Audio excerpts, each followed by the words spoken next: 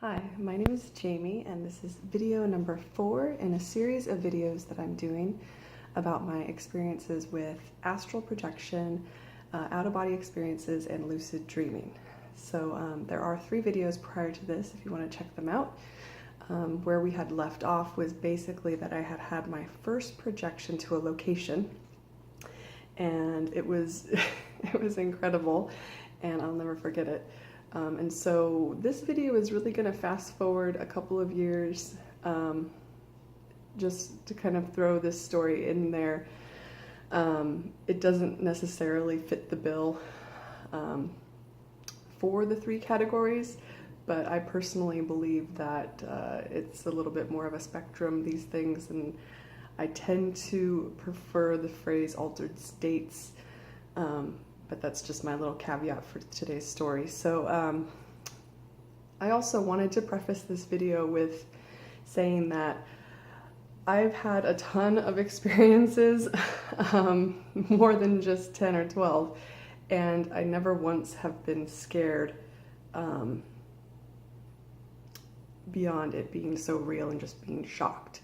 I've always felt nothing but protected and safe, and I'm not 100% sure why, but I always have, and so I just want to preface this video in particular with that, and I think you'll understand why as I move on. So this story took place in 2012. I know I had just had my son, and he was an infant, and so it had been a number of years since I had discovered astral projection and all sorts of other altered state ideas, and so I had become skilled a little bit in the realm, and it had become more comfortable and a bit more commonplace, I guess. On this particular evening, I went to bed, and what happened was I woke up in a jolt. It was like I was asleep, and then all of a sudden it was like I sat up, and it was from 0 to 60. What is going on? I'm awake, alert. What is going on? I'm sitting straight up. My heart is pounding. And I look at the clock to my left. Now, why I looked at the clock, I am 100% sure that I do not know. I can only tell you it was 3:32 in the morning. And I looked at the clock, and then I looked over at my husband, and he was facing me laying down asleep on his side, and over him was just a bunch of stuff. I would compare the stuff to what you see when gasoline is in the air. It almost distorts the air, and I felt like it was almost pixelated. Over him, over his entire body, were square type pixelation of clear stuff. And I got the very distinct impression that there was a lot of people around. Like a really, really big group. And I can only say that that kind of assurance comes with some of these experiences. Now, again, why did I look at the clock is an even better question. So I was very alert. I had trained myself very well to focus on details during these kinds of experiences. So I looked at this energy, that's what I would call it, and I asked my husband, I said to him, "Are you okay?" And I even kind of shook him a little bit. "Are you okay? What is going on?" And he never opened his eyes. He just mumbled basically something along the lines of, I'm fine, leave me alone." And so I'm alert, I'm awake, I'm wanting to see what's going on. Now, mind you, this whole experience took maybe I mean, I would say a solid 6 or 7 seconds, which is actually a very long time. So I tried to really look at the energy and see what I could ascertain from it.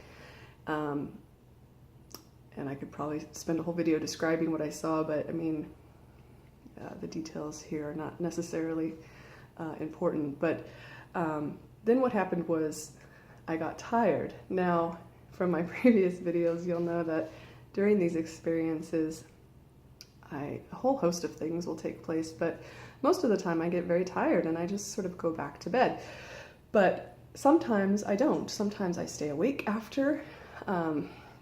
Sometimes I do go back to sleep, but I'm not tired. Sometimes I'm so scared, you know, so I put the covers over my head and just go to sleep voluntarily.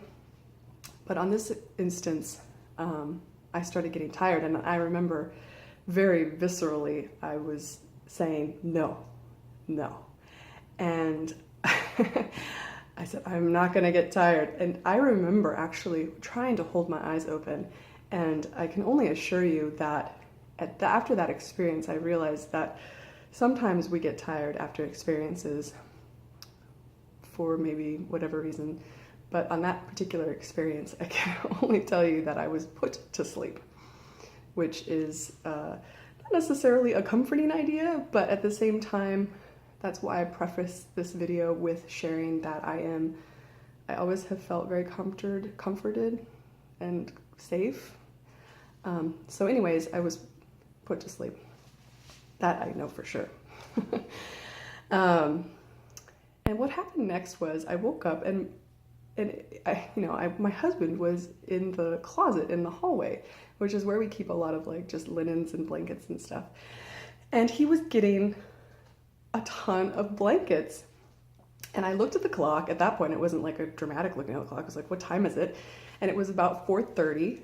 And for the next hour, he had the worst chills. He got at least 10 or 12 blankets and bundled himself up in bed. He was so sick, with a headache and just feeling very awful. And it was that next day that he was sick for probably a good 24 hours.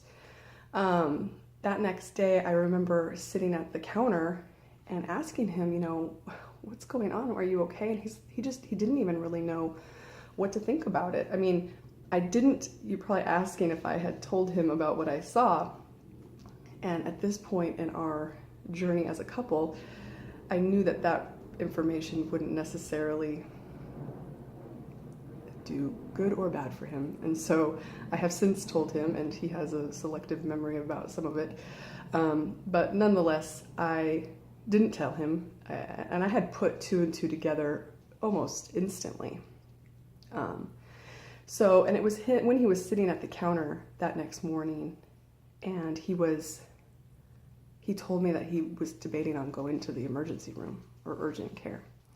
That's when I realized how sick he really was, because if you know my husband, you know that he wouldn't do that.